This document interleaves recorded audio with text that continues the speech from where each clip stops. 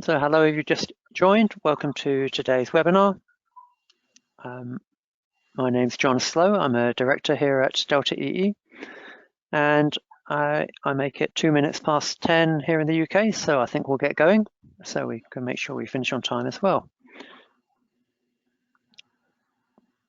So, three of us on the webinar today, myself, Jeremy, do you want to say hello? Yeah, good morning. And Gerben van der Berg from Aleanda. Good morning. And a little advert to the bottom of the screen for another webinar next week, looking at integrating renewables into distribution networks. A few housekeeping points, about 30 minutes of presentation. You can ask questions during the webinar, so using the panel normally on the right-hand side of your screen. So the questions will be seen by Jeremy, Gerben, and myself.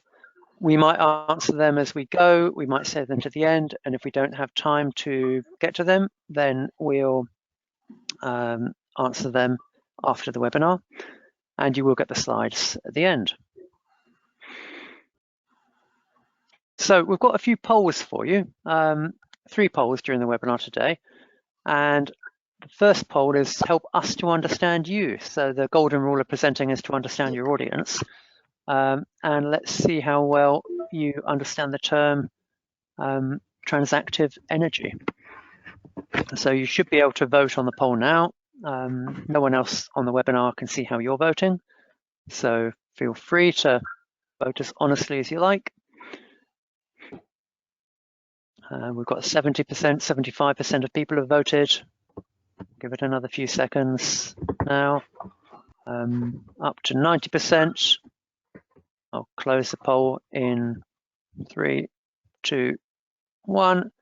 And I think now you should be able to see the results. So we've got a lot of people on the webinar. 45% don't really know the term transactive energy, 32%. So the majority of people, it's relatively new to. So we'll try and pitch it appropriately as we go through the slides. And we've got 4% who are experts, so you can ask us some difficult questions as we go.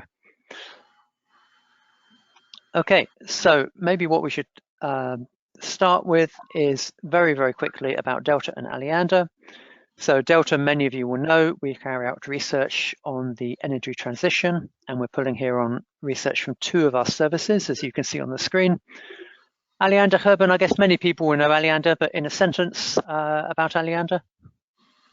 Well, we're a group of companies, including a distribution network operator, Aleanda, in the Netherlands, and Stadtwerke Heinsberg in Germany. And next to those 2 activities, we develop and operate energy networks for electricity, gas, heat, carbon, hydrogen, and complementary services. Okay, thanks. So you can see all about Aleanda on the slide. I'll look them up afterwards if you're interested. So 3 things we'll focus on, helping those people that transactive energy is new to understand what it is, why it's more important, and critically what it means for DSOs. Jeremy, there's a definition here, but can you bring that to life a little bit? Okay, well, I won't just read it out because it's there in front of you, but essentially transactive energy is about using financial instruments to incentivize rational, optimal behavior. So rather than having a technical control where decisions are based on technical criteria or strategic criteria, it's about using financial incentives to encourage the use of assets more effectively, so that rather than just investing large amounts of money in physical assets, you can optimize the resources that are already available and hopefully do that at a lower cost. Okay, thanks, Jeremy. Gerben, anything to add from a DSO perspective? Well, we see the energy system moving from a top-down system with centralized generation and decentralized consumption to an energy system where everyone can generate and consume, or maybe in the future anything with IoT devices arising. And thus trading with anyone or anything at any time will arise, and most of these trades will result in physical transactions and distribution, but then bi-directional on our grid. and our grids are not laid out and not designed to accommodate both directions of energy flows. So it's a nice challenge for us to see if we can use markets or create markets or use market forces to optimize the use of available grids. Okay, thanks, Herben. The flags, it's really come from the two directions, from the US from a smart grid perspective, and from the European Union very much on energy communities, peer-to-peer collective self-consumption. So it's been driven by, or originated from two different directions, but all honing in on that balancing supply and demand in real time and in space autonomously. Let's make it a bit realer now. So if I can get the slide to move forward, here we are. So already today, elements of transactive energy are being used, and you can see here some example, the electricity value chain. So transmission system operators are increasingly using distributed assets, batteries, heat pumps, flexible demand to help balance the system at a national level. And these distributed assets that Herben mentioned are also being used more and more in wholesale markets. Wholesale markets use all sorts of assets, but increasingly distributed assets as they grow in number. Where we're seeing less activity is DSOs using transactive energy. They're starting in the UK and the Netherlands in particular to use demand side flexibility to help manage their networks. And we're seeing the emergence across Europe of peer-to-peer and energy communities. So elements of it are being used across the value chain, but not always on a local basis, if you see on the right-hand axis. So if you remember from the slide before, it's about balancing supply and demand in time and in space. So the TSO and the wholesale markets might balance supply and demand in time, but not really in space. On the right-hand side, they'll balance that in space.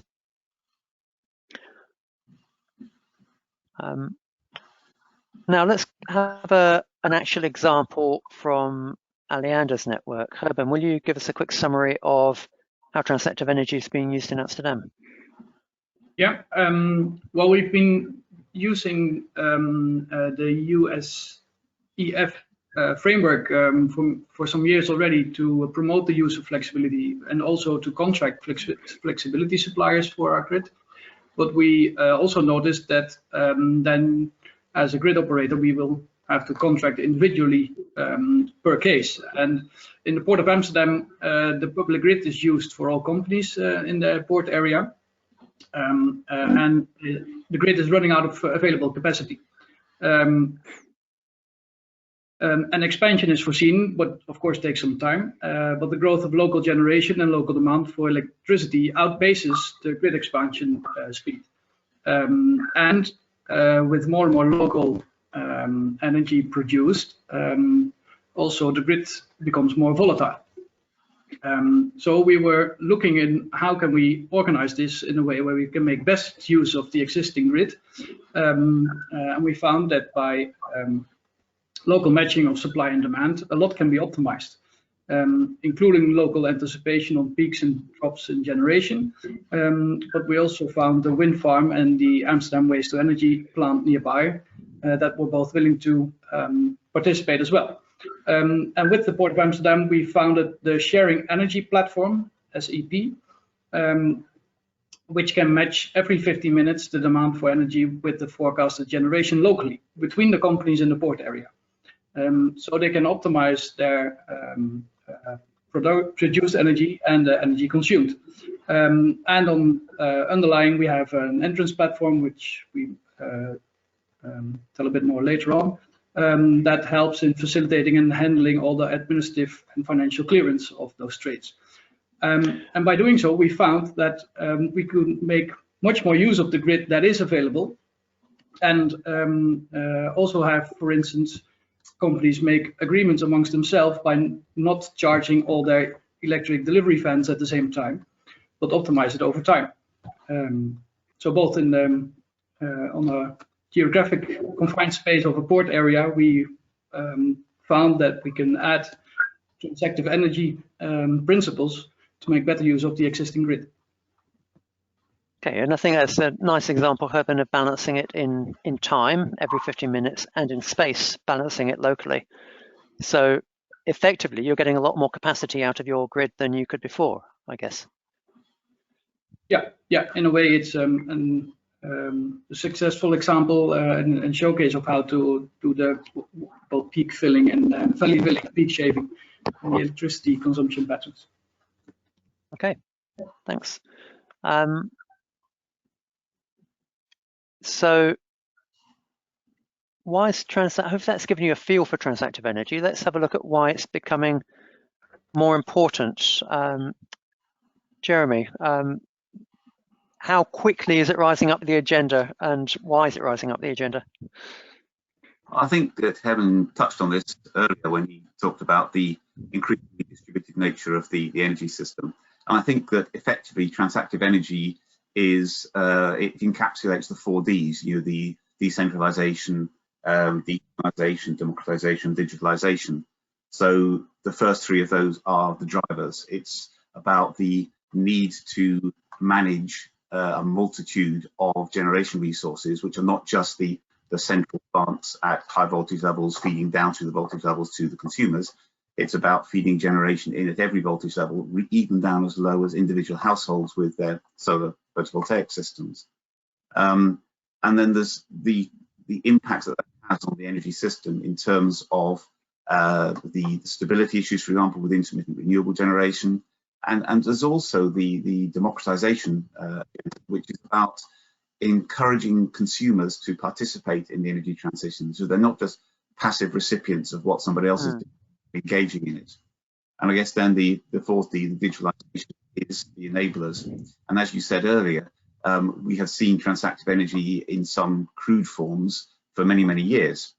What we're seeing now is, as the complexity arises, we need much more sophisticated systems to manage that, trading platforms to provide local energy markets, and things like distributed ledger technology are seen as one way, for example, fully decentralizing not just the energy system, but also the way that it's financially managed with transactive energy. Okay, thanks, Jeremy. We've got a question about the Port of Amsterdam example, Herben. Are the companies contractually locked into the timing of demand? So if they don't do what they were meant to, I guess, if they don't charge their electric vehicles or run their refrigerant plant when they were meant to, are there penalties for that? Well, they came into an agreement with each other, and it's as binding as an agreement with a conventional energy retailer that you take off or deliver what you promised. Okay, so to a degree, there are incentives and penalties for them to do what they said they'd do. Okay, the next slide here looks, I guess, helps to unpack transactive energy a bit more. In the old world, there were relatively few customer assets that were part of the energy system. The TSOs and wholesale markets mainly interacted with central generation, and the DSOs were relatively passive as they distributed that energy to customers. In the new world, this diagram's a bit messy, but the new world is messier. There's a lot more customer assets at the bottom. Some of them grouped together by aggregators, some in local energy schemes, some microgrids. And the TSOs and the wholesale market not only want to interact with central generation, they want to reach over the distribution networks and interact with these customers' assets to help balance the national system or to help manage their position, if you're a retailer, in wholesale markets. And for DSOs, they could choose to use customers' assets to help manage their grid, but even if they don't, their grids are going to be used for others to transact over those grids. Herben, do you see that as a bit of a threat at Aleanda, that if you do nothing, then others are going to be changing demand or optimizing demand over your networks, whether you like it or not? That's one perspective to it, and we already see that happening in the Netherlands and some other, I think Germany and Switzerland, where 3 TSOs have launched the Equity platform, via which they can make transactions up and until the level of individual electric car batteries to help balance their grids. What we also see, there's an opportunity, like with the Port of Amsterdam example, we also see that matching it locally, or even have local surplus in generation and then feed it in this picture upwards in the system, also gives opportunities both to electricity users or energy users, and enable peer-to-peer and energy communities and those developments, but also build towards a more steady and more carbon neutral energy system. So we are also actively stimulating it. Yeah, okay. So, thanks for that explanation. We've got another poll next, I think. So, from what you understand about transactive energy now, how much do you see it developing in your country or the countries that you're active in? So, as I said, no one else will see your answer. Let's give you a bit more time to vote. That's half of you voted.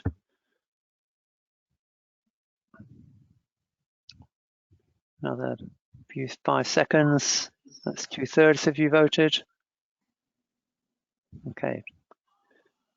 And close the poll in 3, 2, 1. Okay, so 10% not at all, 13% a lot of action, and the vast majority, nearly 80% in the middle here, equally spread across B and C. So I think that matches probably how we see it. It's I think I'd put my answer as B or C, depending which country I was in. So it's definitely moving forward, but from quite a low base at the moment. Okay, so what does it mean for DSOs? So we've identified 3 lenses which we think DSOs can or indeed should view transactive energy. The first lens is as a tool. So with a lot more pressure coming onto distribution networks, with electrification of heat, electrification of transport, and more renewables being connected, then transactive energy is a tool, as Herben described in Amsterdam, that DSOs can use to free up more capacity on their grid by matching supply and demand as much as they can on a local basis. We also think it's an opportunity that we see a growing wave of customer engagement with the energy system through different ways, some of which are identified here. And DSOs can act as a great facilitator, enabler, or even part of the value chain in helping these organizations move forward. And lastly, coming back to that slide where the rather messy slide that I showed a couple of slides ago, we think DSOs really need to engage with TSOs, with wholesale markets, and make sure that as others transact over distribution networks, that is done in a joined up way with distribution networks in mind. We'll take a look at the first 2 in the next slides, the first 2 points. So as a tool for DSOs, this graph shows timescale, so many months ahead down here and real time up here, and the degree to which a solution is customer facing or network facing. In the past, if there was a challenge on congestion on the distribution network, the typical solution would be to build a bigger network. So you'd have that somewhere down here. Some DSOs use control over electric heating, for example, switching electric heating on and off. But increasingly, we think markets will be a bigger part of DSO's world. And this up here on the top right is where transactive energy really sits. So it's using markets to help DSOs get more out of their networks than they could just using traditional network reinforcement or control. One way they can do that is using tariffs. So we see tariffs often over here, the use of system tariffs for using distribution networks. And we see those tariffs moving. Some are already here. They may move more in this direction with dynamic tariffs and even localized tariffs to reflect where there are really stresses and strains on the distribution network. Keeping on time, let's move forward to the next slide. So Jeremy, tell us a bit about how DSOs can engage with communities using transactive energy. Yeah, so really the various levels at which the network operators can actually participate or be affected by transactive energy. It depends on the country to a large extent, but also within each country, it also depends on the ambition of the network operator. In some cases, they can be quite passive and simply react to their regulatory license conditions in terms of just responding to what's there. But even in that case, they need to understand how they're going to respond to, for example, innovations like peer-to-peer trading over their networks. Otherwise, they're going to get left behind. They're going to end up with their networks being used, but without being compensated effectively for it, which is clearly not fair to either party. The next level of engagement probably is about facilitation, and we see certainly in the UK, most of the network operators will support energy communities. For example, they'll provide information, heat mapping, showing where it's easier to connect renewables, for example. But essentially, that's still a cost center for the DSO. They don't really make anything out of it. They're simply doing their sort of corporate social responsibility and their compliance requirements. And then the more ambitious DSOs are looking at participating in the transactive energy field. And I'll talk a bit later about what Western Power Distribution is doing in Cornwall, for example, where there's actually a market platform which encourages, incentivizes peer-to-peer trading, but also provides flexibility services to the network operator. And in that case, that can actually be a profit center for the DSO. Thanks, Jeremy. So you mentioned their platforms. There are platforms aplenty across Europe, Australia, and beyond being developed. One of those platforms is one being developed by Aleanda. So Gerben's going to tell us a bit more about this platform with a disclaimer that there are many other platforms. This is one platform that is available for to carry out these sorts of tasks. So Gerben, over to you. Yeah, and when we looked into the possibilities to work on having energy communities, peer-to-peer trading, and microgrids also help in making better use of our grids. We came from the perspective that we believe that in the future there will be a bi-directional flow of energy through the system, or maybe eventually everybody trading with everybody, or anyone trading with anyone. Giving a great opportunity to offer services, especially to energy clusters on the local and regional level. And with the Port of Amsterdam example, directly also answering a question on the go, is that we developed the platform together with the Port of Amsterdam with Aleanda, because we see that there is an opportunity in offering services for using the physical grid, but also offering services and solutions to facilitate energy communities and microgrids. And this is what we strive for with our initiative Entrance. We launched it in 2017, believing that a marketplace or an energy exchange platform will help in optimizing both the use of the grid available, but also stimulate local initiatives. The Entrance platform offers matchmaking between local consumers and generators, and subsequently handles all administrative and financial clearance. And as most deals involve electricity generated from local DER, there might arise a difference between what is promised and what is actually delivered.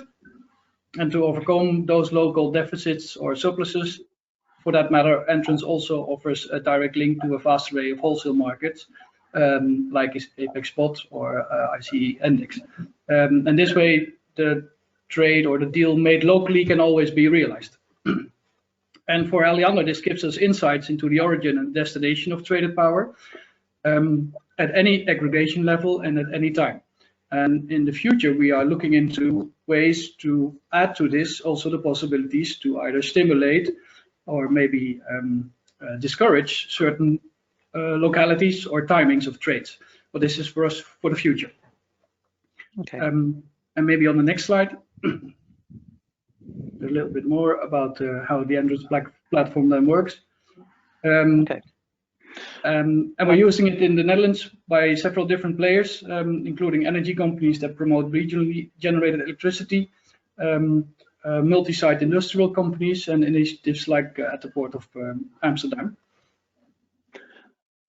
Okay, thanks, Herben. What I think is really interesting, one of the really interesting things is that this shows there are many ways for a DSO to get involved in transactive energy. Aleanda has moved forward and developed a platform solution. Other independent companies are developing platforms, and this sort of technology and platform will be needed to help optimize supply and demand on a local basis. Jeremy, we've got 2 more case studies. We'll probably have time for one, so should we go with the Centrica local energy market one? Okay, yes, I'll try and be brief about that. I mean, you're really just building on what Helen's been talking about, them providing a platform. What's interesting about the Cornwall project is it's a collaboration between Centrica as the energy supplier and Western Power Distribution as the network operator. And what happens here is that there is what they call a local energy market, which is a platform which is peer-to-peer trading between consumers or prosumers, as we call them, with, for example, solar PV on their roofs, or with heat pumps if they're consumers, or with micro CHP and energy storage. And it facilitates trading between those. But what's also important is that platform includes values which are attributable to the flexibility services which WPD themselves require. So in other words, they can bid onto that platform a requirement for either demand in a certain area or to avoid curtailment of PV or wind, for example. So they can put those values onto the platform, and the peer-to-peer trading can support that flexibility, which is exactly what the European Union is trying to do by in energy communities, for example. One of the things they've said explicitly is they want to use citizens, energy citizens, to provide flexibility within the energy system. And that this is a really good example of how that can be practiced. Thanks, Jeremy. You can read more here afterwards on the slides about Orkney, but I guess this is showing the variety of approaches in the market. Orkney is a set of islands off the north coast of Scotland. There's too much wind generation, or there's sometimes wind generation is curtailed on the island. And this is how hydrogen can almost act as a glue to link together a multi-vector transactive energy scheme that balances supply and demand locally on the island. Okay, time for our last poll now. So from what you've seen of transactive energy, what do you believe about it? And this one's a multiple choice one, so you can select as many statements as you believe are right.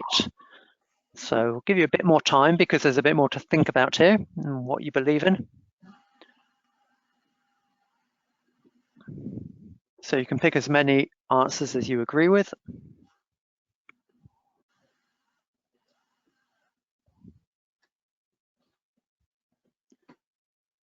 That's a third of you, over a third of you voted. Over half of you voted. A bit slower than the other polls. I'm definitely making you think a bit more. 2/3. Give 5 more seconds. Okay, and let's close it and look at the answers.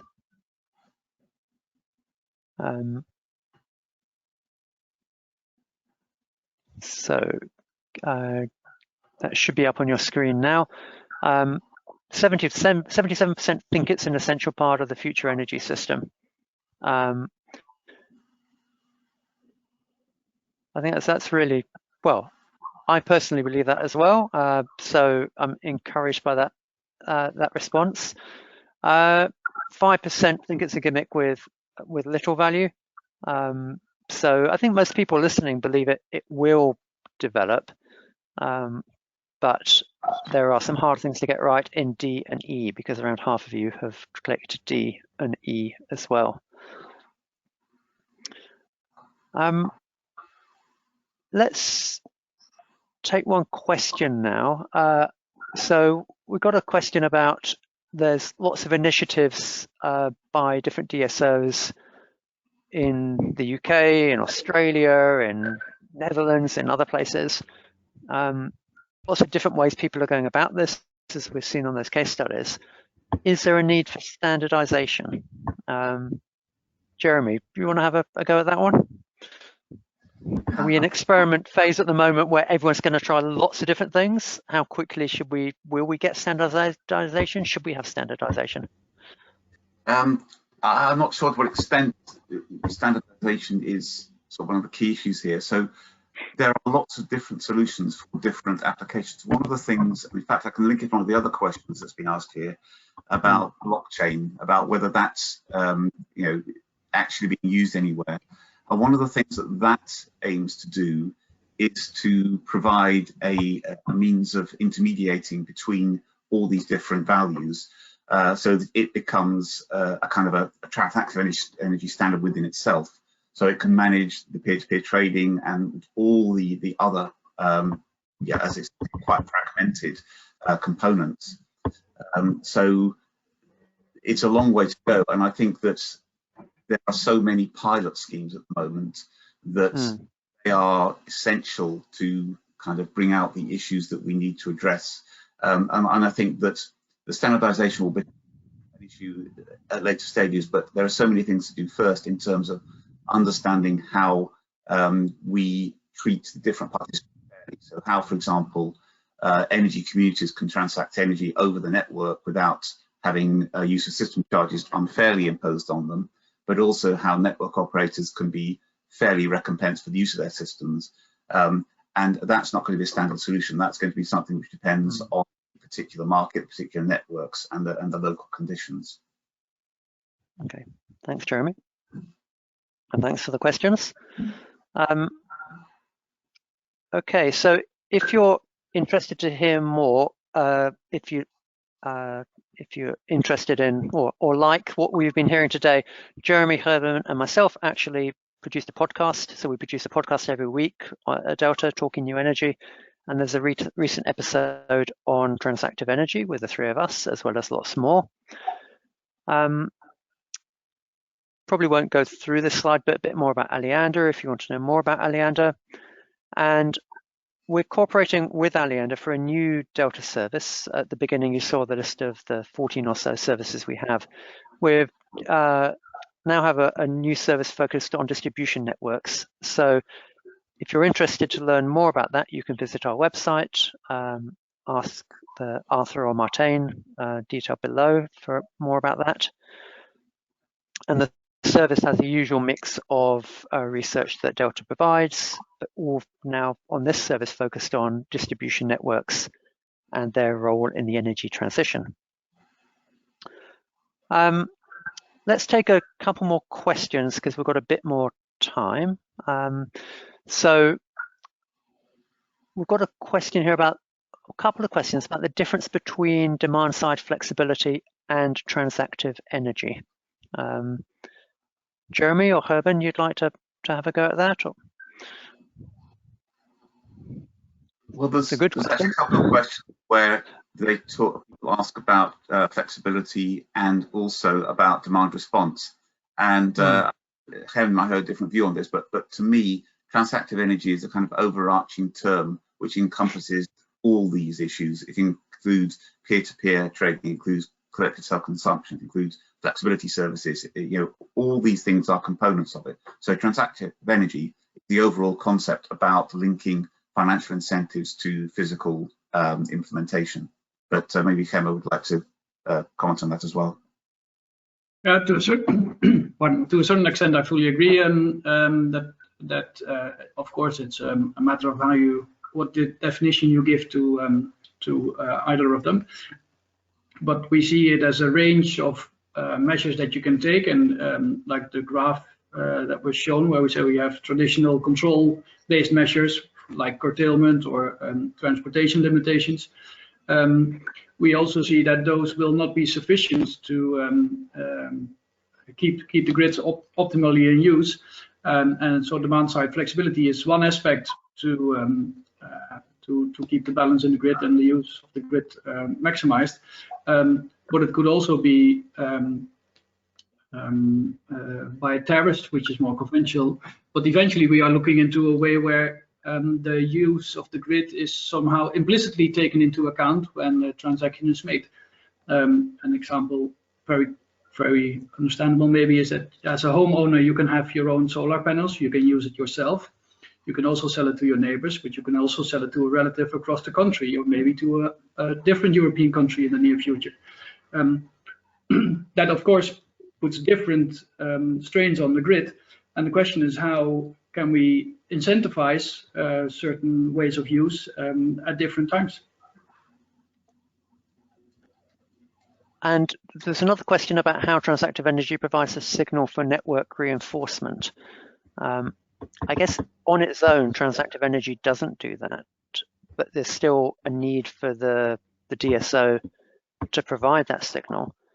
And one thing I think DSOs are going to have to do a lot more of in the future is both understand their low voltage networks better than they do today. So to have that understanding of where the constraints are, to have that in close to real time, and to be able to forecast where those constraints will be in the months ahead. Herben, from Aleanda's perspective, is that something you're doing at the moment? You're looking at doing, or where are you on that journey? We're amidst that journey, or on our way in that journey. We are understanding that we should have a real understanding as a DNO of why what transactions are being made, and so what is the consumption motivation. For two reasons: to better understand and anticipate what future needs we need to cover with what grid capacity. And there we are looking into, it's still an academic research stage, but we are looking into if there is an optimum between buying flexible capacity to defer grid investments, so to overcome, to lay out the grid for the maximum peak capacity in a certain region, but land somewhere on an average capacity need. And secondly, we are also anticipating that in the coming years, also pushed by regulation from the European Union, sector coupling will come up, and there will be the choice for consumers and generators between energy modalities, which makes it even more interesting, but also more complex. Certainly getting more complex. We had a question around is there a role for the ISO to facilitate decentralized energy marketplaces? I think that's an open question as to who's best facilitates them. We've seen some different examples in this presentation. Oh, sorry, I really should have, I don't know if you can see my Teams notifications coming up. I should have switched them off beforehand. So who best does this, I think, is an open question. The DSO is doing it in some cases, in other cases, it's other parties. Let's leave it there. I think we're at 40 minutes. So if we haven't answered your question, we'll come back to you after the webinar. Thanks for joining. We'll send out the slides and the recording link. Contact us if you've got any questions. We'd love to chat about this topic. It's been fascinating carrying out research on this over the last months. Hope you enjoyed the webinar. Hope you found it interesting and useful. And remember, we've got another webinar next week on integrating renewables into the grid. Thanks very much, everyone.